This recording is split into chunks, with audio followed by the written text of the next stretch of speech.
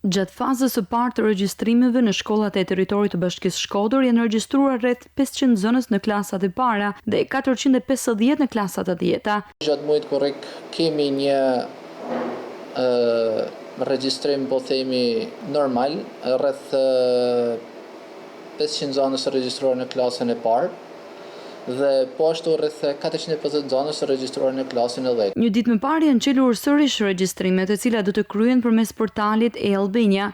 Në klasë të parë mund të regjistrohet çdo fëmijë i cili mbush 6 vjeç deri në 31 dhjetor. Aplikimet kanë filluar nga data 24 gusht dhe përfundojnë me datën 7 shtator. Normalisht kjo është faza e dytë, nga që faza e parë ka qenë gjatë muajit korrik. Edhe këtë vit aplikimi do bëhet nëpërmjet portalit e-Albania, ku prindërit ose personi që ushton përgjegjësinë prindërore kryen aplikimin për regjistrimin e fëmijës në klasën e parë dhe në klasën e 10. Prindërit në shumë raste vjojnë të insistojnë për regjistrimi jashtë vendbanimeve të tyre, por deri më tani aplikacioni nuk lejon përzgjedhjen, thot Sokoli.